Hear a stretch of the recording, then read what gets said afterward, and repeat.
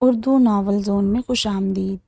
ہم پڑھ رہے ہیں بدبخت از قلم عرشی نور، اور آج ہم پڑھیں گے ایپیسوڈ نمبر 2۔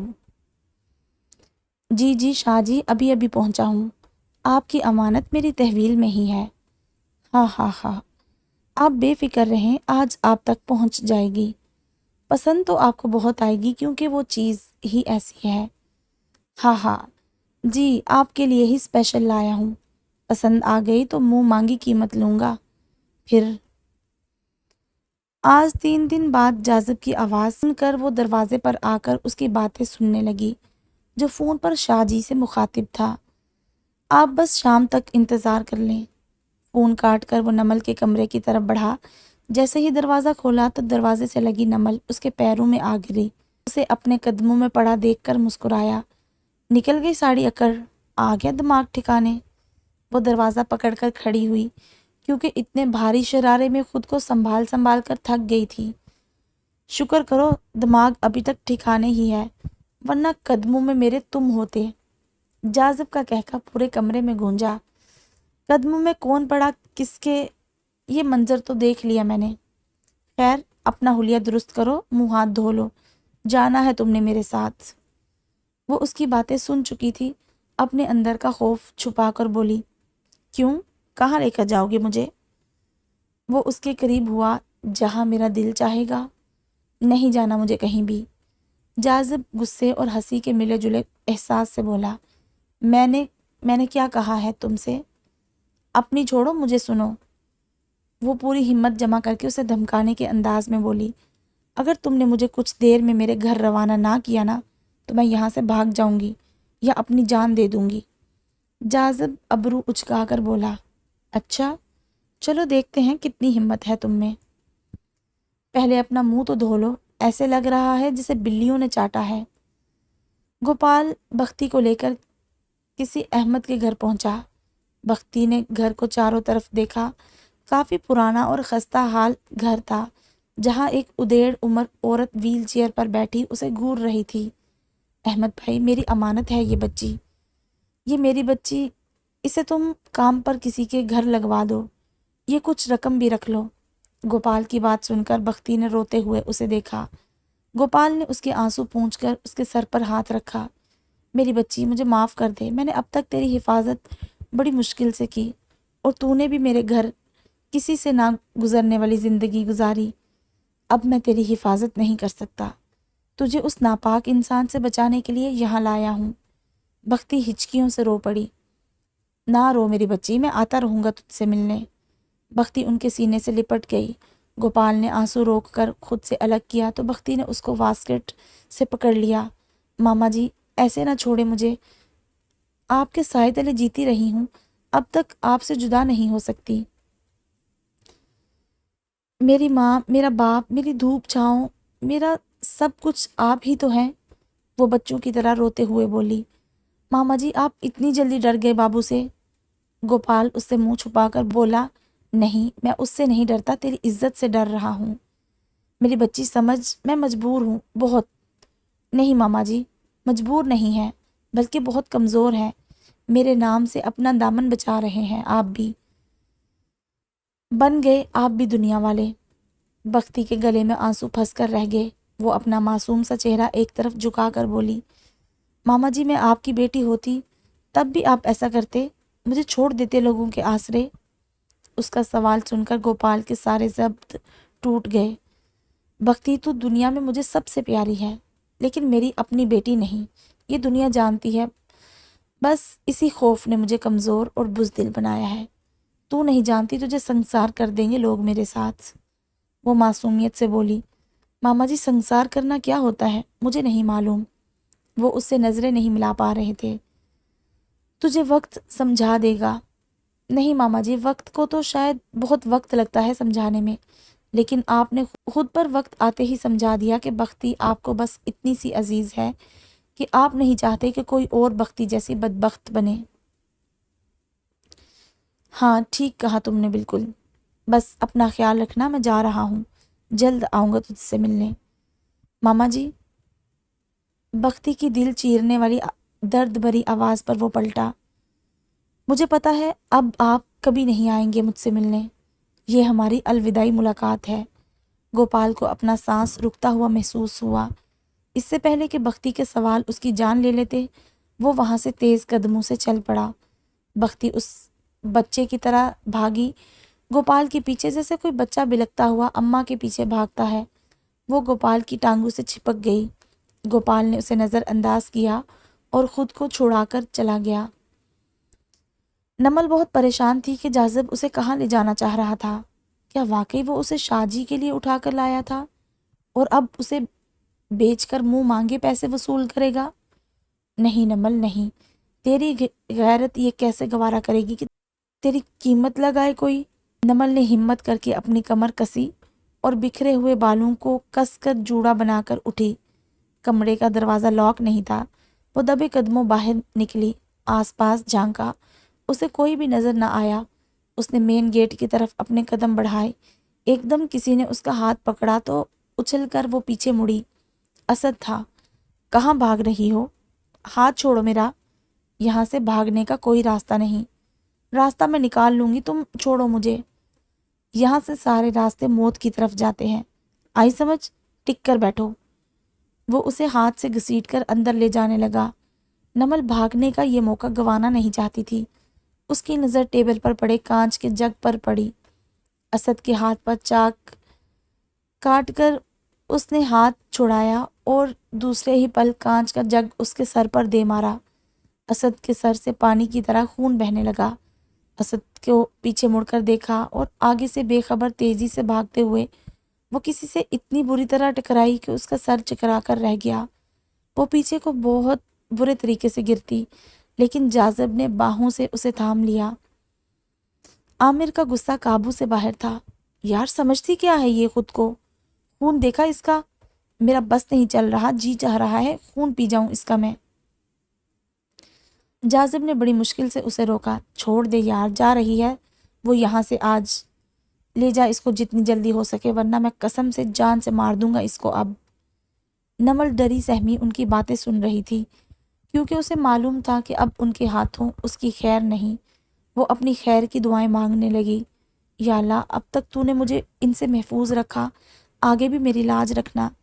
اے میرے رب، میں خود کو تیرے سپرد کرتی ہوں، میری حفاظت کرنا۔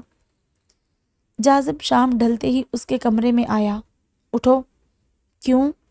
وہ ڈھیٹوں کی طرح اس کی آنکھوں میں آنکھیں ڈالے بولی۔ جاذب دانت پیستے ہوئے بولا، زیادہ آنکھیں مت دکھاؤ مجھے۔ کیوں نہ دکھاؤں؟ نکال دو گے تم؟ نہیں نکالوں گا نہیں، چوم لوں گا۔ نمل کی پلکیں شرم سے جھک گئی۔ وہ آنکھوں میں شرارت لیے اس کی طرف جھک کر بڑی سریلی آواز میں گنگنایا، جھکی جھکی نظر تیری کمال کر گئی۔ نمل نے پلکیں اٹھا کر دیکھا، اٹھی جو ایک بار تو بے حال کر گئی۔ نمل اس کے شاعرانہ انداز پر تلملا اٹھی۔ بکواس بند کرو اپنی، اور کان کھول کر سن لو، میں یہاں سے اپنے گھر کے علاوہ کہیں نہیں جاؤں گی۔ نہ میری جان، غصہ نہیں، جان نہیں میں تم جیسے گھٹیا انسان کی۔ وہ اس کا ہاتھ پکڑ کر بولا، منہ بند کرو اور چلو میرے ساتھ۔ وہ نیچے فرش پر بیٹھ گئی۔ نہیں جانا مجھے تم جیسے وحشی آوارہ کے ساتھ۔ جاذب گہری سانس لے کر اپنا غصہ دبا کر بولا، مجھے نہ سننے کی عادت نہیں، یہ تم ہو جس کو بخشتا ہوں میں۔ تمہاری جگہ کوئی اور ہوتا تو زمین میں گاڑ دیتا اسے میں۔ تو گاڑ دو مجھے بھی، وہ بلند آواز میں بولی۔ دیکھو آخری بار کہہ رہا ہوں۔ تم آخری بار بولو یا پہلی بار؟ میں بار بار کہوں گی، نہیں نہیں نہیں۔ جاذب کے ضبط کا امتحان لے رہی تھی وہ۔ جاذب نے غصے سے اسے گود میں اٹھایا اور گاڑی کی سیٹ پر جا پٹکا۔ اب جتنی بک بک کرنی ہے کرتی رہنا۔ جاذب نے سیٹ بیلٹ کے ساتھ اسے باندھ دیا، ساتھ میں اس کے ہاتھ بھی، اور وہ اونچی آواز میں گانے چلا کر خود گاڑی ڈرائیو کرنے لگا۔ نمل کے شور سے اس کے کان پر جوں تک نہ رینگی۔ اس کی فریاد اور التجا میوزک کی نظر ہوتا رہا۔ جاذب کی گاڑی رات کے پہر بالکل کسی سنسان پہاڑی علاقے میں رکی۔ وہ نمل کے منہ پر ٹیپ لگا کر گاڑی سے باہر نکلا۔ آتا ہوں میں کچھ دیر میں۔ نمل اسے ایک بیگ اٹھائے دور تک جاتا دیکھتی رہی۔ جاذب اس کی نظروں سے اوجھل ہوا تو اس نے جلدی سے خود کو کھولا اور گاڑی سے اتری۔ وہ سمندر کا کنارہ تھا، دور دور تک کسی کا نام و نشان تک نہ تھا، سوائے ریت اور سمندر کے شور کے۔ نمل پہاڑوں کی طرف بھاگی، گرتے سنبھلتے وہ کافی دور جا چکی تھی۔ پہاڑوں پر چڑھتے چڑھتے اس کے ہاتھ پاؤں زخمی ہو گئے۔ وہاں موجود سب سے اونچے پہاڑ پر چڑھتے ہوئے اسے بائیں طرف کچی پکی آبادی نظر آئی۔ وہ خوشی سے پھولی نہیں سمائی اور جلدی سے پہاڑی کے بائیں طرف جانے لگی۔ وہ تھک کر ہامتی کامتی سانسوں کے ساتھ پل بھر بیٹھی ہی تھی کہ کسی کے مضبوط آہنی ہاتھوں نے اسے گھیر لیا۔ اسے اس بات کا علم نہیں تھا کہ کوئی دوسرا شکاری بھی اس کی تاک لگائے اس سے کچھ فاصلے پر چھپا بیٹھا ہے۔ ارے او منحوس، کہاں مر گئی ہے تو؟ دیوی نے گھر میں داخل ہوتے اسے پکارا۔ بندیا، جا دیکھ، سو رہی ہوگی، منحوس کو جگا، میرا سر دبا دے آ کر۔ بندیا نے اسے پورے گھر میں ڈھونڈا، وہ موجود نہیں تھی۔ اماں، اماں، بندیا بھاگتی ہوئی آئی، وہ نہیں ہے گھر پر۔ ارے رات کافی ہو رہی، ڈر کے کہیں کسی کونے میں گھسی ہوگی، جا دیکھ۔ اماں، میں پورا گھر دیکھ آئی ہوں، وہ نہیں ہے، مجھے لگتا ہے نمل کی طرح بھاگ گئی ہے کسی کے ساتھ۔ دیوی بیٹی کو پیچھے دھکا دے کر اٹھی۔ بکواس نہ کر، فالتو نہیں جا سکتی وہ کہیں بھی۔ بختی، او بدبخت، وہ آوازیں لگاتی اسے ڈھونڈنے لگی، پر بختی کا نام و نشان نہیں تھا۔ فون ملا اپنے باپ کو، جلدی سے بتا اسے، دھول جھونک گئی ہے ہماری آنکھوں میں، کم نسل نے دکھا دی اپنی اصلیت، بھاگ گئی اپنے یار کے ساتھ۔ بندیا حیرت سے بولی، اماں مجھے تو لگتا ہے یہ نمل اور بدبخت دونوں کا پلان تھا، پہلے وہ بھاگی سارے زیور لے کر، اب 3 دن بعد یہ۔ دیوی نے جلدی سے سینے پر ہاتھ رکھا، ہائے بھگوان، چیک کر ساری الماریاں، کہیں وہ بھی نہ سب ساتھ لے گئی ہو۔ جاذب چابیاں انگلی میں گھماتا گاڑی کے پاس آیا تو اندر نمل کو نہ پا کر اس کے ہوش اڑ گئے۔ اس نے جلدی سے چاروں طرف دیکھا، کہاں چلی گئی یہ؟ جاذب نے اپنی گن نکالی اور اسے ڈھونڈنے لگا۔ اس کا نام بھی نہیں آتا تھا، کس طرح سے اسے آوازیں لگاتا۔ اللہ کا نام لے کر وہ پہاڑوں کی طرف ہو لیا۔ نمل کو 2 آدمیوں نے بڑی مشکل سے قابو کیا، ایک نے اسے ٹانگوں سے پکڑا اور دوسرے نے بازو سے۔ وہ چلائی بہت، لیکن اس کی آواز پہاڑوں سے ٹکرا کر سمندر کی لہروں میں گم ہو گئی۔ نمل نے بہت ہاتھ پاؤں مارے، یاد لڑکی ہے یا آفت، سنبھالے نہیں سنبھل رہی، اس کے پاؤں باندھ نکالتے ہیں ابھی اس کی ساری اکڑ۔ ان میں سے ایک بڑی بڑی مونچھوں والے نے اس کے پاؤں باندھے تو نمل کی لات اس کے منہ پر لگی۔ اس نے غصے سے 2-4 چماٹے نمل کے منہ پر مارے۔ چماٹے اتنی زوردار تھے کہ نمل کی کان کی لوئیں بجنے لگی۔ ان دونوں نے اسے گھسیٹ کر بڑے سے پتھر پر لٹایا۔ نمل کی روح بھی کانپ اٹھی کہ آج وہ نہیں بچنے والی۔ اللہ کو یاد کر کے اس نے پورے زور سے جاذب کو آوازیں لگائی، جاذب، جاذب، او چپ کر، کس کو بلا رہی ہے؟ اپنے یار کو، آ جانے دے اسے بھی، دیکھ لیں گے، پہلے اس رات کو یادگار تو بنانے دے۔ وہ پھر چلائی، جاذب، جاذب جو پہاڑوں پر اسے ہی ڈھونڈ رہا تھا۔ اس کے کان میں نمل کی آواز آئی، جاذب۔ وہ اس کی آواز کی طرف لپکا اور چند لمحوں میں وہ ان کے سر پر موجود تھا، گن لیے۔ چھوڑو اسے۔ جاذب کو سامنے دیکھ کر اس کی جان میں جان آئی۔ وہ کھڑی ہوئی تو جاذب نے اسے دیکھا، ہرنی جیسی آنکھوں میں خوف ناچ رہا تھا، اس کے ناک اور منہ سے بھی خون بہہ رہا تھا۔ وہ جیسے ہی جاذب کی طرف لپکی، ایک نے اس کے ماتھے پر گن رکھ کر اسے پکڑا۔ جاذب کی آنکھیں سرخ ہو رہی تھی، غصے سے، اس لڑکی کو چھوڑ دو، ایک مونچھوں کو تاؤ دے کر بولا۔ واہ سائیں واہ، اتنی آسانی سے ہاتھ لگی جل پری تجھے دے دیں؟ چل ایک کام کر، صبح تک ہماری، اس کے بعد تیری، لے جانا اسے پھر۔ بکواس بند کرو اپنی، ورنہ جان سے مار دوں گا میں۔ چھوڑ دو اسے، امانت ہے یہ کسی کی۔ ارے پیارے جاذب، وہ امانت ہی کیا جس میں خیانت نہ ہو۔ چل اب گن نیچے رکھ، ورنہ تیری دلہنیا کو جان سے میں نے مار دینا ہے۔ رکھ نیچے گن اپنی۔ نمل کا بس نہیں چل رہا تھا کہ وہ اپنی جان خود لے لیتی۔ زندگی میں پہلی بار اس نے خود کو اتنا بے بس محسوس کیا تھا۔ جاذب نے دوبارہ اس کی آنکھوں میں جھانکا۔ جہاں اپنا استحصال کا خوف، بے بسی کا درد، لاچارگی اور امداد کے لیے آنسو امٹ امٹ کر آ رہے تھے۔ اس نے جھک کر زمین پر گن رکھتے ہی ایک ہاتھ سے نمل کو اپنی طرف کھینچا اور دوسرے ہاتھ سے گولی ایک ہی پل میں اس بندے کے حلق سے پار کر دی جس نے نمل کو گن پوائنٹ پر رکھا ہوا تھا۔ دوسرے نے جلدی سے گن اٹھائی، اسے بھی جاذب نے بڑی پھرتی سے اسی وقت دوسرے جہان بھیج دیا۔ فائرنگ کی آواز سے نمل جاذب کے سینے سے جا لپٹی۔ وہ اس قدر بدحواس تھی کہ اس کا دل چڑیا کے پر کی طرح پھڑپڑا رہا تھا۔ اس آدھے گھنٹے میں کیا کچھ اس نے دیکھ لیا تھا، اپنی عزت داؤ پر لگتی، پھر موت کا منظر۔ اس کے آنسو جاذب کے سینے میں جذب ہونے لگے۔ جاذب نے ہلکے سے اسے خود سے الگ کیا۔ وہ کانپتے وجود کے ساتھ اس کے قدموں میں گری۔ مجھے معاف کر دو، مجھے میرے گھر، میرے بابا کے پاس چھوڑ دو۔ اس کے پیروں میں نمل سر رکھ کر پھوٹ پھوٹ کر روئی۔ جاذب نے اسے اٹھایا۔ فی الحال چلو یہاں سے۔ وہ اس کا ہاتھ پکڑ کر تیزی سے پہاڑ سے اترنے لگا۔ نمل اس کے ساتھ تیز قدم نہیں اٹھا پا رہی تھی۔ تھک کر وہ گر پڑی۔ جاذب نے گاڑی کی طرف دیکھا، کافی دور تھی۔ اٹھو، ہمت کرو، نکلنا ہے ہمیں فوراً، یہاں سے خطرہ ہے ہمیں۔ نمل کی ہمت بالکل جواب دے گئی۔ گاڑی سے بھاگتے ہوئے، بڑی ہمت تھی تم میں، دل تو چاہ رہا ہے تو یہیں چھوڑ جاؤں تاکہ تمہیں اپنی غلطی کا احساس ہو۔ نمل پر ابھی تک خوف طاری تھا۔ وہ چپ رہی۔ جاذب نے اسے گود میں اٹھایا اور گاڑی تک لایا۔ وہ جلدی سے گاڑی میں بیٹھا۔ گاڑی نے ابھی کچھ فاصلہ ہی طے کیا تھا کہ ان کو چاروں طرف سے 3 گاڑیوں نے گھیر لیا۔ بختی ایک بوسیدہ سے کمرے میں چپ چاپ بیٹھی، اپنے گرد اپنی ہی باہوں کا گھیرا ڈالے سسکتی رہی۔ اسے نمل کی یاد ستانے لگی۔ کہاں ہو تم نمل؟ آ جاؤ نا اپنی بختی کے پاس۔ دیکھو میں کتنی اکیلی ہو گئی ہوں، کوئی نہیں رہا میرا، ماما جی بھی پرائے ہو گئے، تو بھی کھو گئی مجھ سے، کون ہے میرا؟ کہاں جاؤں گی اب میں؟ دیکھ نمل، مجھے تیرا رب بھی نہیں بلاتا اپنے پاس، اس نے بھی زمانے کے ٹھوکروں میں بالکل لاوارث اور تنہا پھینک دیا ہے مجھے۔ نمل آ جانا، کہاں ہے تو؟ یا اپنے رب کو بھیج دے، اسے بول دیکھے مجھے آئے میرے پاس، میری ماں کے روپ میں، ایک بار ہی آ جائے، لے جائے اپنے ساتھ مجھے۔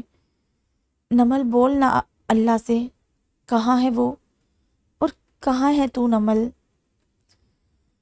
گھٹنوں میں وہ بے آواز دبی دبی سسکیوں میں روتی رہی۔ اس کے آس پاس سوائے اس کی قسمت کی طرح سیاہ اندھیرے کے اور کچھ نہیں تھا۔ نمل اور جاذب کو بابر بلوچ کے آدمی پکڑ کر حویلی لے گئے۔ دونوں ایک ہی کمرے میں موجود تھے۔ تم میری گاڑی سے بھاگی کیوں تھی؟ نمل اب تک اس شوق سے باہر نہیں آئی تھی کہ اس کے ساتھ کیا ہوا اور کیا ہونے والا تھا۔ تم سے کچھ پوچھ رہا ہوں، کیوں بھاگی تھی مجھ سے؟ وہ ہونکو کی طرح منہ کھولے جاذب کو تکنے لگی۔ تم نے مجھے بیچ دیا، کتنی رقم ملے گی اب تمہیں میری؟ جاذب کھڑا ہوا۔ کیا بکواس کر رہی ہو؟ نمل نے اس کا گریبان پکڑا۔ بتاؤ مجھے، کتنے نوٹوں میں تولی ہے میری آبرو؟ جاذب اسے حیرانگی سے دیکھنے لگا۔ کس کی امانت ہوں میں؟ تمہارے شاہ جی کی؟ اگر وہ مجھ سے خوش نہ ہوا تو پھر کل کو اپنی بہن یا بیٹی بھی اس کی خدمت میں پیش کرو گے؟ جاذب نے اپنے گریبان سے اس کے ہاتھ ہٹا کر زور سے جھٹکا دیا۔ بہت دنوں سے تمہاری بکواس برداشت کر رہا ہوں میں، اب ایک بھی لفظ نکالا نا تو منہ توڑ دوں گا تمہارا۔ کیوں منہ کیوں توڑو گے میرا؟ جب بات اپنی عزت پر آئی تو؟ بس چپ۔ جاذب خونخوار نظروں سے اسے گور کر چلایا۔ پہلے ہی تمہاری وجہ سے آج پہلی بار میں یرغمال بنا ہوں۔ واہ واہ جاذب صاحب واہ، اتنی فکر ہے اپنی، اور میں کہاں گئی جو تم سب کی ہوس کا لقمہ بن رہی ہوں؟ پہلے تمہاری، پھر ان دونوں کی جن کو تم نے قتل کیا، اور اس کے بعد شاہ جی کی، پھر پتہ نہیں کس کس کے ہاتھوں میرا استحصال ہوگا۔ صرف ایک تمہاری وجہ سے میں نے تمہاری عزت پامال نہیں ہونے دی، بلکہ بچایا ہے تمہیں ان بھوکے کتوں سے جن کی بدولت تم پہلے لک میں پہلے لقمہ ہوس پھر لقمہ اجل بنتی۔ بچایا بھی اپنی خاطر ہے تم نے، کیونکہ تمہیں پتا تھا استعمال شدہ مال سے تمہیں گھاٹے کا سودا ہوگا۔ مطلب کیا ہے تمہارا؟ وہ اس کے روبرو ہوا۔ وہ بے خوفی سے اس کی آنکھوں میں آنکھیں ڈال کر بولی، اتنے نادان تو نہیں تم کہ بنا کسی مطلب کے کیا یہ سب کچھ؟ تم یہ سمجھ رہی ہو کہ میں تمہیں بیچنے کی نیت سے لایا ہوں یہاں؟ اس کے علاوہ کیا مقصد ہو سکتا ہے؟ وہ اس سے پیچھے ہٹا۔ پاگل ہو گئی ہو تم، میرا ایسا کوئی ارادہ نہیں تھا۔ پھر بدلے کے جس ارادے سے لائے ہو پورا کر لو اور مجھے بخش دو۔ اس نے اپنا دوپٹہ اتار کر جاذب کے قدموں میں پھینکا۔ لو، کر دیا میں نے خود کو تمہارے حوالے۔ حافظ صاحب گھر آ چکے تھے۔ ان کی حالت کے پیش سبب لوگوں کے منہ وقتی طور پر بند ہو گئے تھے۔ حافظ صاحب سارا دن دیوانوں کی طرح روتے رہتے۔ کیا جواب دوں گا میں تیری ماں کو کہ میں اپنی بیٹی کی حفاظت تک نہیں کر سکا؟ کیا منہ دکھاؤں گا میں اسے روز محشر؟ ایک محلے دار نے ان کو تسلی دی، حافظ صاحب گھر کو لاک تو کر دیا کریں، ایسے دروازے کھلے نہ چھوڑا کریں، کسی نے چوری کر لی پھر سے تو؟ میرا سب سے قیمتی سرمایہ تو چوری ہو گیا، اب اور کیا چوری ہونا ہے؟ وہ بے جان بے قیمت ساز و سامان؟ نہیں چاہیے مجھے کچھ بھی، بس کسی طرح میری زندگی، میری جنت، میری بچی لوٹ آئے۔ حافظ صاحب گھر اللہ کے گھر میں ہے، اللہ کے گھر میں ہے، آپ اس کے یہاں دیر ہے اندھیر نہیں۔ ہماری بھی یہی دعا ہے، اللہ ان ظالموں کے دل پر رحم کرے اور آپ کی بچی صحیح سلامت گھر آ جائے۔ مسجد پوری خالی ہو چکی تھی اور وہ سجدے میں گڑ گڑا کر نمل کی حفاظت کی دعائیں مانگتے رہے رب سے۔ صبح ہوتے ہی وہاں بابر بلوچ اور شاہ جی دونوں موجود تھے۔ شاہ جی کو جاذب کے ساتھ لڑکی دیکھ کر حیرت کا جھٹکا لگا، لیکن اس نے خاموشی سے 1 کروڑ کی رقم دے کر ان دونوں کو بابر کے چنگل سے چھڑایا اور اپنی حویلی لے گیا۔ گوپال ساری رات باہر گزار کر گھر آیا۔ گھر میں داخل ہوتے ہی دیوی اس پر برس پڑی۔ کہاں اس بدبخت کے پیچھے مارے مارے پھرتے رہے تم؟ ہاتھ نہیں آنے والی اب وہ کل موہی تمہارے، بڑا سینے سے لگا کر رکھتے تھے نا اسے، تھوک گئی ہے تمہارے اوپر۔ گوپال نے اس کے آگے ہاتھ جوڑے، بس کر دو، بھگوان کا واسطہ ہے، ابھی تو مجھے چپ کروا لو گے، لیکن کان کھول کر سن لو، اگر وہ منہ کالا کر کے اس گھر میں واپس آئی اور تم نے اسے آنے دیا تو یاد رکھنا وہ تمہارا بھی آخری دن ہوگا اس گھر میں۔ گوپال نے بلند آواز سے روتے ہوئے کہا، نہیں آئے گی اب وہ واپس کبھی بھی۔ تم تو ایسے دیوانوں کی طرح رو رہے ہو جیسے مر گئی ہے اور تم اس کی چتا کو آگ دے کر آ رہے ہو۔ گوپال سر جھکا دل ہی دل میں بولا، ہاں مار ہی تو ڈالا ہے میں نے اسے، کاش اس کی چتا بھی جلا دیتا۔ باہر دروازے پر بیل بجی۔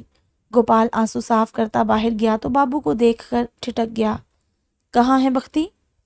گوپال سختی سے بولا، بھاگ گئی ہے وہ۔ کیا؟ بابو حیرت سے چلایا، بھاگ گئی؟ یا تو نے اسے کہیں اور ٹھکانہ دے دیا ہے؟ میں سچ کہہ رہا ہوں، جا کر دیوی سے پوچھ لے، بھاگ گئی ہے وہ کل رات ہی۔ دیکھ چاچا، میرے ساتھ غلط بیانی سے کام نہ لے، تو جانتا ہے مجھے اور میں تجھے۔ تیری آنکھوں میں چوری صاف نظر آ رہی ہے۔ یاد رکھ چاچا، ڈھونڈ تو لوں گا میں اسے، لیکن اس کے مل جانے پر تیرا حال بہت برا ہوگا۔ ایک ایک پل کا، ایک ایک دن کا بدلہ لوں گا میں تجھ سے۔ اب دیکھنا اپنا تماشا۔ بابو گوپال کو دھمکا کر چلا گیا۔ یہ کون ہے تمہارے ساتھ؟ شاہ جی کے سوال پر جاذب نے سر جھکا لیا۔ نمل نے شاہ جی کو بغور دیکھا، گولڈن بال، ہری کنچے جیسی آنکھیں، گورے رنگ پر کاٹن کا بلیک سوٹ پہنے وہ کوئی رئیس زیادہ لگ رہا تھا۔ میں پوچھ رہا ہوں کون ہے یہ تمہارے ساتھ؟ شاہ جی نے اسے بازو سے جھنجھوڑا۔ نمل کے زخمی لب کھلے، آپ کا مال۔ شاہ جی نے اس کی طرف دیکھا جو زخموں سے چور چور تھی۔ میں نے تم سے نہیں پوچھا، آپ کو جواب چاہیے تھا نا، میں نے دے دیا۔ اب یہ بتا دیں کیا قیمت دیں گے اس کو آپ میری؟ قیمت تھوڑی کم ہوگی نا اب، کیونکہ مال کافی خراب حالت میں ہے۔ شاہ جی نے جاذب کی طرف دیکھا، کیا کہہ رہی ہے یہ؟ कौन सी कीमत, कौन सा माल? वो उसे घूर कर बोला, बकवास कर रही है। तुम इसे भगा कर लाए हो क्या? जाजिब ने ना में सर हिलाकर कहा। नहीं, उठा कर लाया हूँ। क्यों? शाहजी ने सवाल पूछा। जवाब में खामोशी थी। अब लोगों की बहन बेटियां भी उठा कर लाओगे तुम? ये घटिया असूल कब से शामिल किया तुमने अपने धंधे में? वो सिगरेट को हाथों में मसल कर बोला, गलती हो गई। गलती? शाहजी ने उसकी तरफ देखा। मुझे तो नहीं लगता कि ये गलती थी। जिसके पीछे तुमने 2 कत्ल कर दिए, वो भी बाबर के इलाके में रहकर, उसी के बंदू का। जाजिब की आंखों में अब भी गुस्सा झलक रहा था। कत्ल कर देने के ही काबिल थे वो। तुम्हारी जान भी जा सकती थी ना। नहीं मार सकते थे वो मुझे, पहचान गए थे। हाँ भाई, बड़ा नाम है तुम्हारा, कमांडो जाजिब। शाहजी अपना गुस्सा कंट्रोल करके बोला। जानते हो, अब ये खबर पूरे सर्कल में फैलेगी कि शाहजी जाजिब से मिलकर औरतों का बिजनेस भी करने लगा है। जाजिब गुस्से से खड़ा हुआ। मुझे किसी की परवाह नहीं। शाहजी ने नमल की तरफ इशारा किया। इसकी भी परवाह नहीं। जाजिब ने कन अखियों से नमल को देखा और वहां से चला गया। शाहजी नमल के पास आया तो वो थोड़ा पीछे हटी। देखो लड़की, आज से पहले उसने कभी ऐसी हरकत नहीं की। उसे कोई पसंद आ जाए तो ये नहीं छोड़ता, या उसे जिस चीज़ पर गुस्सा हो उसे तो बिल्कुल नहीं छोड़ता। अब तुम पर उसे गुस्सा है या? आगे वो खामोश हो गया। खैर, शाहजी ने उसे सर से पैर तक देखा। तुम्हारी शादी हो रही थी या किसी की शादी में जा रही थी, या फिर शादीशुदा हो? नमल गुस्से से बोली। आपको क्यों बताऊं? शादीशुदा थी या हो रही थी, या शादी के काबिल छोड़ा नहीं। आपने करनी है क्या? शाहजी को हंसी आ गई। अब समझ आया वो तुम्हें क्यों उठा कर लाया है। कब से हो उसके पास? नमल की आंखों में आंसू आ गए। 4 दिन से। वापस जाना चाहती हो?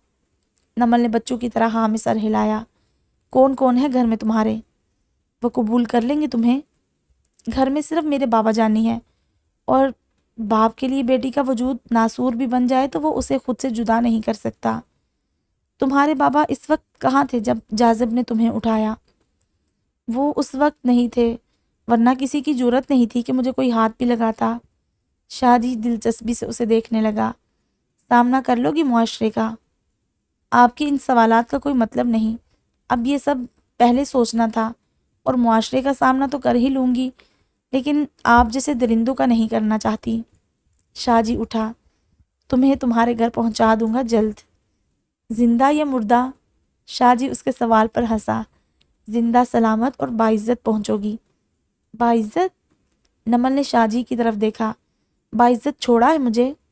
क्यों? जाजिब ने कोई गलत हरकत की है तुम्हारे साथ, या तुम्हारी इज्जत पर हाथ डाला है? नमल ने एक एक लफ्ज चबाकर बोली।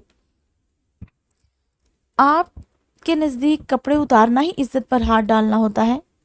किसी की बेटी को ब्याहते लिबास में देखकर उसे अपनी वहशत और हवस का निशाना बनाने के लिए उसकी 4 दीवारी से उठा लाना, फिर उसे वापस छोड़ देना, इज्जत अफजाई का काम है? देखो लड़की, ना जाजिब ऐसा है ना हम। गलती हो गई उससे, मैं माफ़ी मांगता हूँ तुमसे, और वादा करता हूँ इसी तरह घर पहुँचोगी जैसे यहाँ आई थी।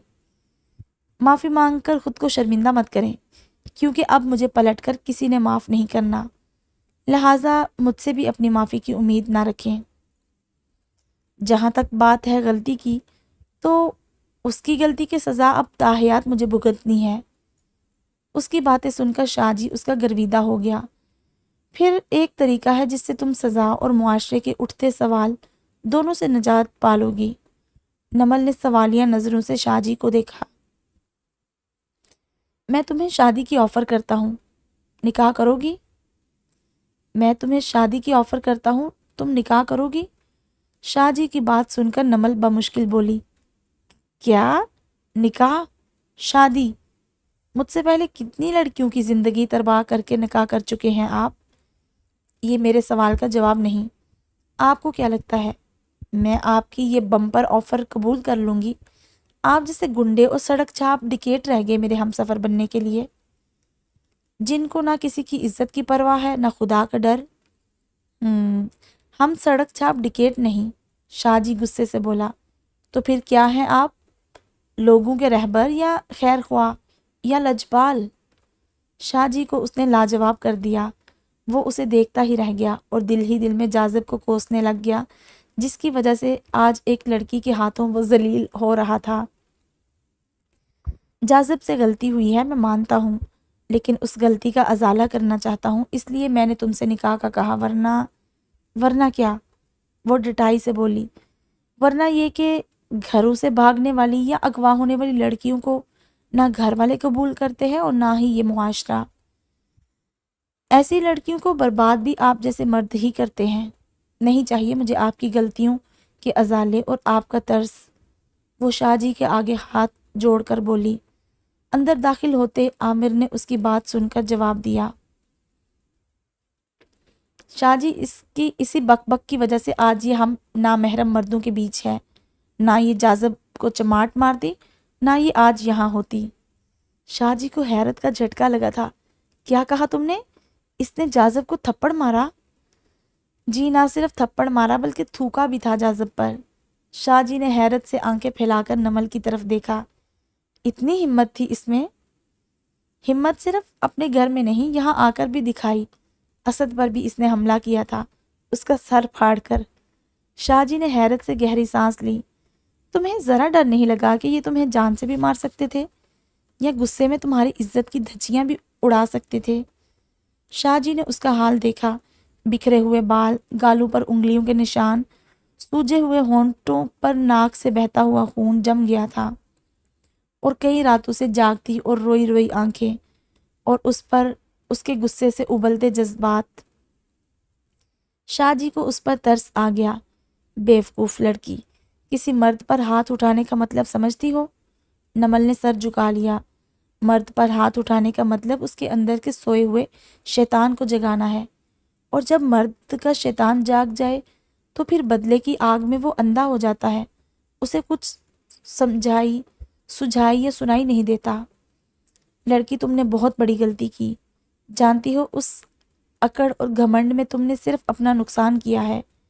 اور نمل کے سامنے بیٹھ کر بولا، عورت جتنی بھی باہمت اور پر اعتماد ہو وہ مرد کا مقابلہ نہیں کر سکتی۔ وہ بہت نازک ہوتی ہے، بلکہ اس تتلی کی طرح جسے اگر ہاتھوں میں پکڑ لیا جائے تو وہ نہ صرف بے رنگ ہو جاتی ہے بلکہ اڑنے کے قابل بھی نہیں رہتی۔ وہ سر جھکائے بولی، میں نے پہل نہیں کی تھی بدتمیزی میں، اس نے مجھے چھونے کی کوشش کی تھی، تبھی میں نے اس پر ہاتھ اٹھایا۔ یہاں پر بھی تمہاری غلطی ہے۔ اگر اس نے چھونے کی کوشش کی تھی تو تم اسے زبان سے بھی روک سکتی تھی، نہ کہ ہاتھ اٹھا کر۔ اب نتیجہ دیکھو اپنے ہاتھ اٹھانے کا، وہ تمہیں اٹھا کر لے آیا ہے۔ وہ شاہ جی کی آنکھوں میں جھانک کر بولی، تو کیا جاذب کی غلطی نہیں یہ؟ کیا میں اسے چھونے دیتی خود کو؟ خاموشی سے اس کے آگے تھالی میں پڑے کھانے کی طرح سجا کر پیش کرتی کہ جتنی بھوک لگی ہے اتنا کھا لو، باقی جو بچ جائے وہ جھوٹا کسی اور کے لیے صحیح۔ غلطی ہے جاذب کی، بلکہ بہت بڑی غلطی کی اس کہ وہ خود کو سنبھال نہیں سکا۔ اس نے میرے گھر میں ہی نہیں، یہاں لا کر بھی میرے ساتھ نشے کی حالت میں غیر اخلاقی حرکت کرنے کی کوشش کی۔ شاہ جی نے بے یقینی سے عامر کی طرف دیکھا۔ جاذب اور نشے کی حالت میں؟ شاہ جی وہ اس کی بدتمیزی کو بھلا نہیں پا رہا تھا، اور پھر اس کی ہٹ درمی نے کئی بار جاذب کے صبر کو للکارا، اسی لیے اس نے تھوڑی شراب پی لی تھی۔ شاہ جی نے ابرو اچکائے۔ اف، لڑکی ایک، تمہارے پیچھے وہ شرابی بھی ہو گیا اور قاتل بھی۔ اتنا جنون میں نے اس میں پہلے کبھی نہیں دیکھا۔ شکر کرو کہ تمہاری عزت محفوظ رہی، کیونکہ جاذب کسی کام کو کرنے کی کوشش نہیں کرتا بلکہ ارادہ کر لے تو پورا کر کے دکھاتا ہے۔ لیکن پتہ ہے، تم اس کی ایک عادت کی وجہ سے بچ گئی کہ وہ اپنی طاقت یا مردانگی خود سے کمزور انسان پر نہیں آزماتا۔ خیر، جو بھی ہوا بہت غلط ہوا، لیکن اب جاذب کو کوئی بددعا مت دینا۔ کیوں؟ نمل نے شاہ جی کو دیکھا۔ یہ مت بھولو کہ بابر بلوچ کے آدمیوں سے بچا کر وہ تمہارا محافظ بھی بنا۔ وہ نہ ہوتا تو آج تمہاری لاش سمندر کے کنارے یا بوری بند لاش کی صورت کسی کچرے کے ڈھیر پر ملتی۔ نمل یہ سوچ کر خوف سے کانپ اٹھی اور آواز رو پڑی، تم نے ہمیں غلط سمجھا، مرد مرد میں فرق ہوتا ہے، ہم گلیوں کے نکڑ پر بیٹھنے والے یا بازاروں میں گھومنے والے چور اچکے مرد نہیں جو راہ چلتی عورتوں کو چھیڑ کر ان سے تھپڑ کھاتے یا گالیاں لیتے پھرتے ہیں۔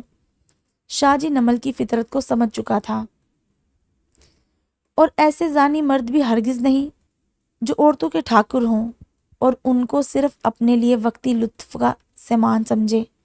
شاہ جی کی باتیں نمل کے دل میں اترتی گئی۔ اچھی لڑکی ہو تم اور باہمت بھی ہو، لیکن نمل کے خاموش لب کھلے، لیکن کیا؟ تم زبان بہت چلاتی ہو، اسے تھوڑا کنٹرول کر لو، کیونکہ انسانی جسم میں زبان واحد ایسی چیز ہے جس کا وزن تو بہت ہلکا ہوتا ہے، لیکن بہت کم لوگ اسے سنبھال پاتے ہیں، اور جب یہی زبان بلا وجہ کھلے تو بہت سی مشکلات کی وجہ بن جاتی ہے۔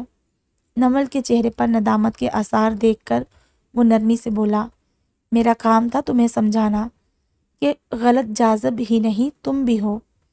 خیر، اللہ تمہیں اور سب کی بہن بیٹیوں کو اپنی امان میں رکھے، آمین۔ پھر وہ عامر کی طرف پلٹا، لے جا یار اسے جاذب کے پاس۔ نمل فوراً بولی، جاذب کے پاس کیوں؟ ابھی کچھ دیر پہلے آپ نے مجھے گھر بھیجنے کا وعدہ کیا تھا۔ ہاں، وعدہ میں نے کیا تھا اور پورا بھی کر دوں گا، لیکن فی الحال جاذب کی ناراضگی مول نہیں لے سکتا۔ میں تمہیں اسی کے حوالے کرتا ہوں، وہ مجھ سے بہتر جانتا ہے کہ کیا کرنا ہے۔ بختی نے پوری رات اسی طرح آنکھوں میں گزار دی تھی۔ کون لوگ تھے یہ؟ ان کے ساتھ کب تک رہنا تھا بختی کو؟ اور وہ یہاں محفوظ بھی ہوگی یا نہیں؟ یہ سوال وہ خود سے کر کے تھک گئی تھی۔ صبح کب کی ہو چکی تھی، لیکن صبح کے اجالے کا بختی پر کوئی فرق نہیں پڑا، کیونکہ اس کی قسمت میں اندھیرا ہی لکھا تھا۔ روشنی کی کرنیں اس کے نصیب کی پہنچ سے کوسوں دور تھی۔ ویل چیئر والی عورت نے اسے پکارا، نام کیا ہے تمہارا؟ وہ سر اٹھا کر بولی، بدبخت۔ یہ کیسا نام ہے؟ کس نے رکھا ہے یہ نام تمہارا؟ میرے بخت نے۔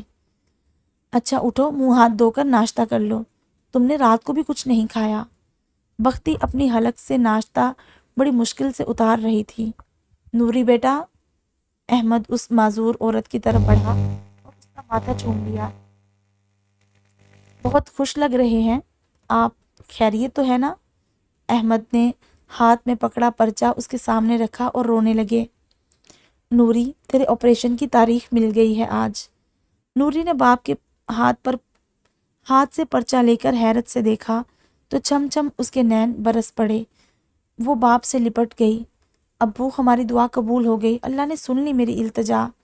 ہاں میری بچی، وہ رب چاہے تو کیا نہیں ممکن۔ دونوں باپ بیٹی کا پیار دیکھ کر بختی کے دل میں درد کی ٹیسیں اٹھی۔ کاش میرا بھی کوئی اپنا ہوتا، میں بھی کسی کو اپنا کہہ سکتی، میں بھی کسی سے لپٹ سکتی۔ ابو اب میں چلنے لگوں گی نا اپنے پیروں پر؟ وہ خوشی خوشی اپنی ساکت ٹانگوں کو دیکھ کر بولی۔ احمد نے بختی کی طرف دیکھا، تمہارے قدم بہت مبارک ہیں بیٹا، ہمارے یہاں آتے ہی خوشیوں کی بہار لائی ہو اپنے ساتھ۔ احمد کی بات سن کر بختی کے ہاتھ سے چائے کا پیالہ چھوٹ گیا۔ وہ گھبرا کر جلدی سے کانچ اٹھانے لگی۔ کوئی بات نہیں بیٹا، گھبراؤ مت، میں کئی مہینوں سے ہسپتال کے چکر کاٹ کر تھک گیا تھا۔ اس کا ایکسیڈنٹ ہوا تھا جس سے اس کی کمر کے موہرے خراب ہو گئے۔ ڈاکٹر نے آپریشن کا کہا، جلد از جلد، اور آپریشن 5 لاکھ کا تھا۔ میں غریب آدمی کہاں سے لاتا آپریشن؟ نہ ہونے کی وجہ سے میری بچی معذوروں کی طرح زندگی گزار رہی ہے۔ روز گورنمنٹ کے ہسپتال جاتا، ہر بار ڈاکٹر اگلے مہینے کا کہہ دیتے، اور آج ڈاکٹر نے آپریشن کی تاریخ دے دی، وہ بھی 1 ہفتے بعد۔ احمد نے بختی کے سر پر ہاتھ رکھا، اللہ تمہارے نصیب اچھے کرے بیٹا، بہت بختوں والی ہو تم۔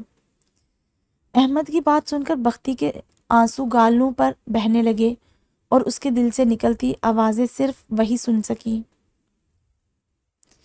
خدا میرے جیسے بخت کسی کے نہ کرے جس کے بختوں میں درد کی ٹھوکریں لکھی ہوں۔ پیدا ہونے سے 22 سال کی عمر تک یہ چوتھی چوکھٹ تھی جہاں اسے مجبوری کے نام پر لا کر پھینکا گیا تھا۔ نوری نے اس کا ہاتھ تھاما، تم بدبخت نہیں، خوش بخت ہو۔ گوپال کے والد کا انتقال ہو گیا، وہ اچانک اسی دن فیملی کے ساتھ سندھ روانہ ہو گیا۔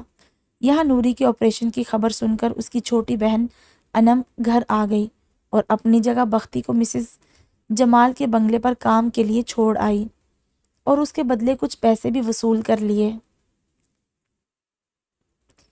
اتنا بڑا بنگلہ بختی نے کبھی اپنے خوابوں میں بھی نہیں دیکھا تھا۔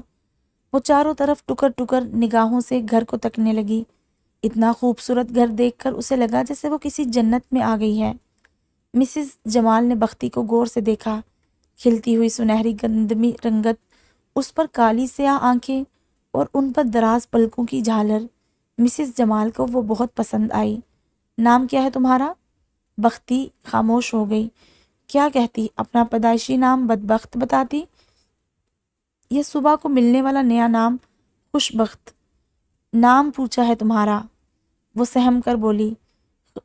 خوش بخت۔ مسز جمال مسکرائی اور کہا، نام تھوڑا پرانا ہے لیکن اچھا ہے۔ وہ اسے بنگلے کے اندر لے گئی اور سارا کام سمجھانے لگی۔ شام ہو رہی تھی۔ نمل اپنے گھٹنوں پر سر رکھے گہری سوچوں میں گم تھی۔ بختی کی ضد سے لے کر شاہ جی کی باتوں تک سارا منظر فلم کی طرح اس کی آنکھوں کے سامنے چل رہا تھا۔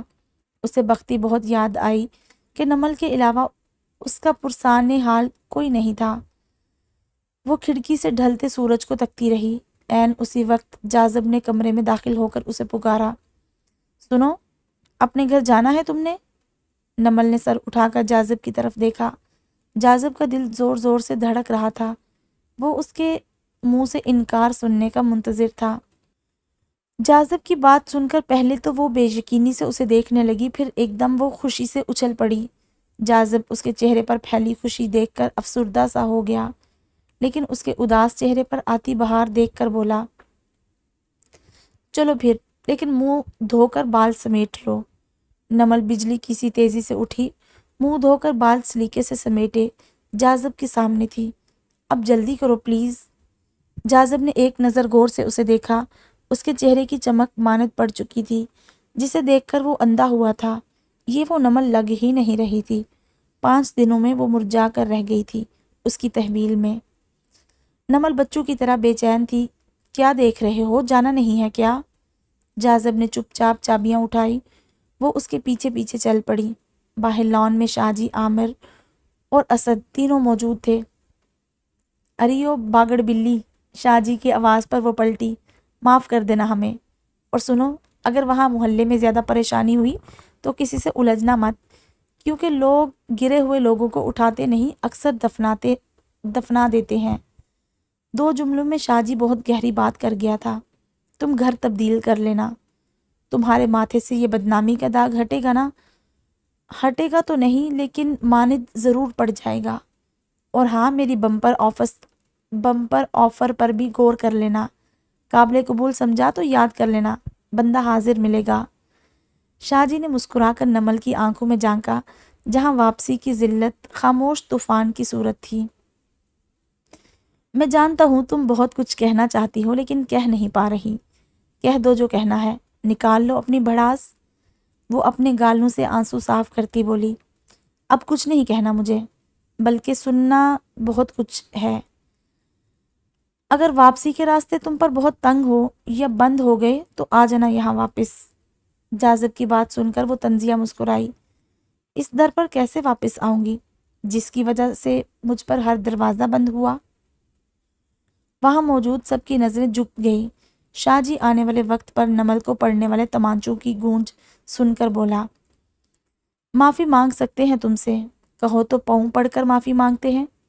اپنے اندر کے درد کو وہ لفظوں میں سمو کر بولی، آپ کو میرے پاؤں میں پڑنے کی ضرورت نہیں۔ جو رسوائی کی بیڑیاں ڈال دی میرے پیروں میں، ان کا بوجھ تا حیات کافی ہے میرے لیے۔ حافظ صاحب فجر کی نماز کے لیے مسجد دروازہ کھلا چھوڑ کر گئے، اس امید پر کہ شاید وہ گھر واپس جائیں تو نمل موجود ہو۔ ابھی وہ اپنے رب سے گڑ گڑا کر اپنی بیٹی کی سلامتی اور واپسی کی دعائیں مانگ رہے تھے۔ اے میرے رب، اتنا نہ آزمانا کہ میری دعا کے لیے اٹھتے ہاتھ تھک جائیں۔ میں مایوسی کی چادر میں لپٹا تیرے در سے خالی ہاتھ لوٹوں۔ اے رب، تیری شان کے خلاف ہے کہ کوئی تیرے در سے خالی لوٹے۔ میں نے ہمیشہ تجھ سے اپنی لو لگائی ہے، تیری ہی طرف دیکھا ہے، مجھے میرے گناہوں کی کوئی اور سزا دے دے، لیکن یہ سزا ناقابل برداشت ہے تیرے اس کمزور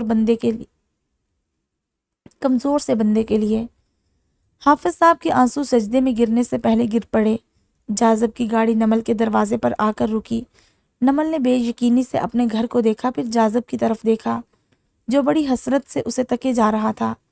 اس کا دل چاہا وہ اس کا گریبان پکڑ کر دھاڑے مار مار کر روئے کہ کیسے کرے گی اب وہ سب کا سامنا، کیسے یقین دلائے گی اپنی پارسائی کا، کیا حالت ہوگی اس کے بابا کی۔ اپنے ساتھ ہزاروں سوالوں کا بوجھ لیے وہ گاڑی سے اتری تو ایک بیگ جاذب نے اس کی طرف اسے تھمایا۔ تمہارے زیورات ہیں اس میں۔ نمل بولی، اس کی ضرورت نہیں مجھے۔ ضرورت مجھے بھی نہیں تھی، لیکن اس لیے اٹھائے تھے کہ یہ چوری کا کیس لگے۔ نمل خاموشی سے بیگ تھام کر دروازے پر دستک دینے لگی تو دروازہ کھل گیا۔ نمل نے اپنے گھر کی دہلیز پر پاؤں رکھا اور پلٹ کر جاذب کی طرف دیکھا تو وہ جا چکا تھا۔ بختی کو مسز کمال کے گھر میں کام کرتے ہوئے آج دوسرا دن تھا۔ بختی کے کام سے مسز کمال بہت خوش تھی۔ وہ سارا دن خاموشی سے اپنا کام کرتی اور رات کو سرونٹ کوارٹر میں جا کر سو جاتی اماں ہاجرہ کے ساتھ۔ اماں ہاجرہ ان کے گھر میں صفائی کا کام کرنے والی ماسی تھی۔ مسز جمال کے شوہر اور اس کے بھائی بزنس ٹور سے ملک سے باہر گئے ہوئے تھے۔ آج انہوں نے واپس آنا تھا اور مسز جمال نے بختی سے کھانے کا اچھا خاصا انتظام کروایا۔ بختی اپنے کام میں مصروف جیسے ہی کچن سے باہر آئی تو اندر آتے مسز جمال کے بھائی شہیر سے ٹکرا گئی۔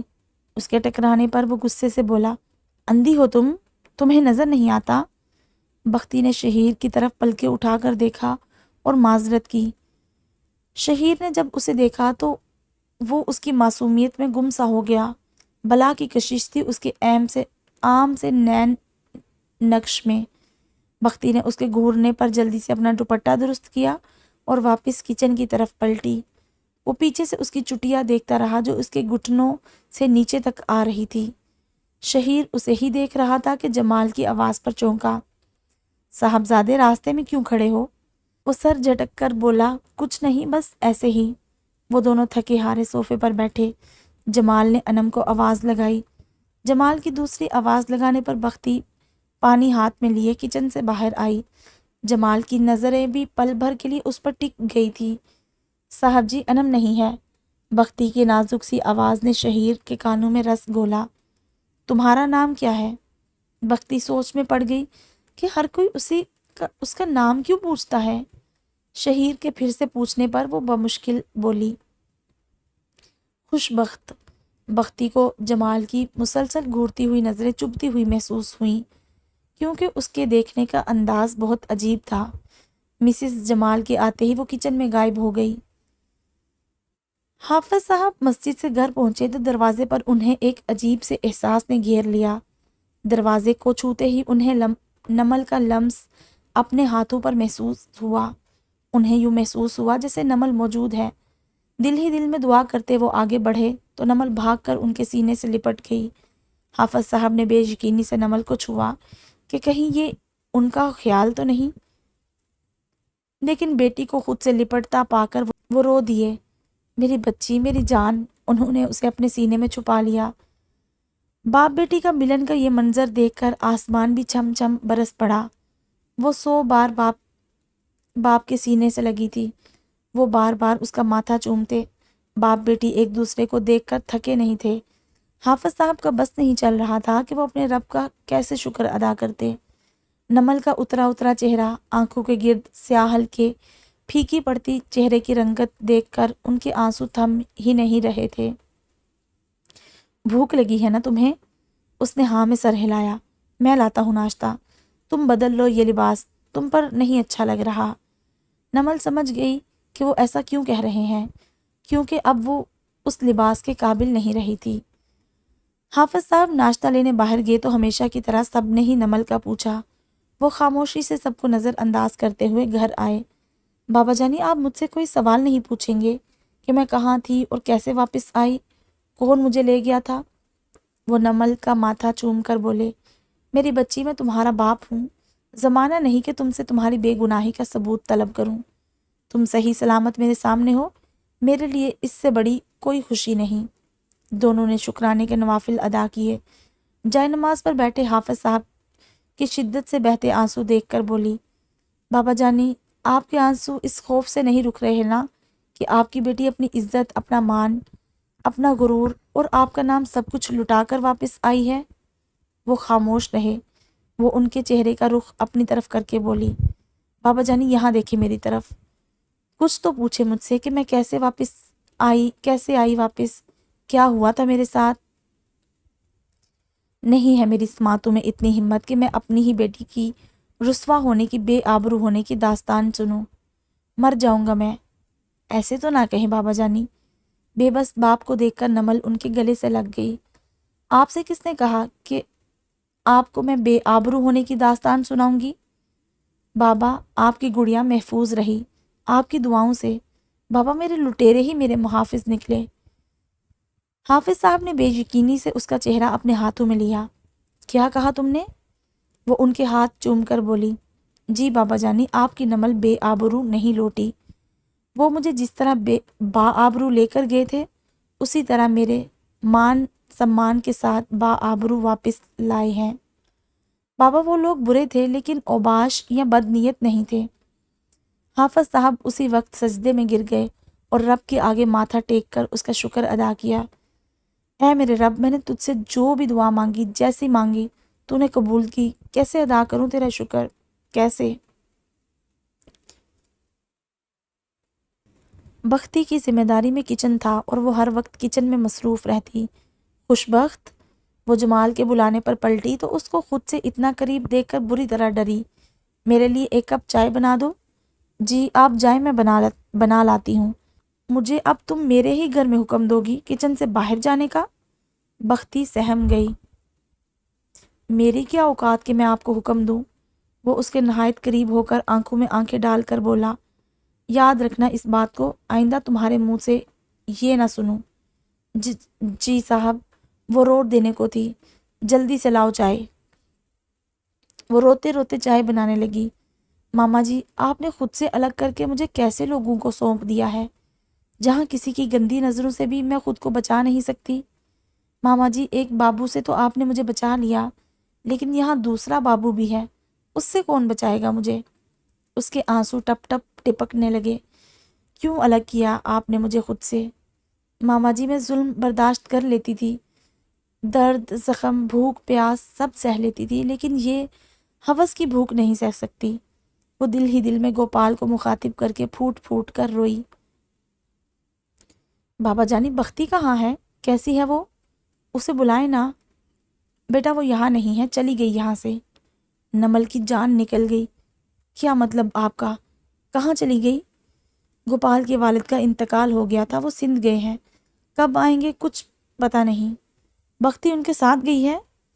ہاں شاید، لیکن بختی مجھے کافی دنوں سے نظر نہیں آئی، نہ میرا پوچھا نہ تمہارا۔ نمل سن کر بہت بے چین اور پریشان ہو گئی۔ نمل کی واپسی کی خبر پورے محلے میں پھیل گئی، لوگوں نے ان کے گھر آنا شروع کر دیا۔ حافظ صاحب سب کے سوالات سن سن کر عاجز آ چکے تھے۔ کیا ہوا؟ آپ کی بیٹی کیسے واپس آ گئی؟ بھاگ کر آئی ہے ان سے؟ کیا ہوا آپ کی بیٹی کے ساتھ؟ اس کا تو برا حال ہوگا، بیچاری اپنی عزت لٹا کر آئی ہے۔ خیر جان بچ گئی، شکر ہے، لیکن عزت سے بڑھ کر تو کچھ نہیں۔ اجتماعی زیادتی کا نشانہ تو نہیں بنی؟ پولیس میں رپورٹ کریں، پکڑوائیں ان ظالموں کو جنہوں نے نمل کا استحصال کیا۔ ایسے کتنے سوالات تھے جن کا کوئی جواب نہ تھا ان کے پاس۔ نمل کو اب یہ سب سہنا تھا۔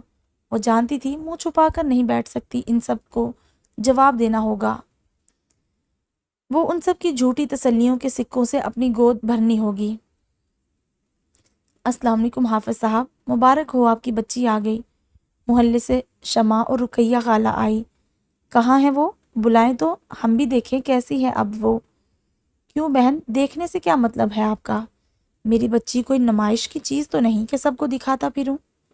ارے آپ تو خواہ غصے میں آ گئے، ہم تو بچی کے سر پر ہاتھ رکھنے آئے تھے کہ کیسے وہ بیچاری زیادتی کا شکار ہوئی ہے، کیا حال کیا ہوگا ان ظالموں نے اس کا۔ حافظ صاحب کی طبیعت خراب ہو رہی تھی پہلے ہی۔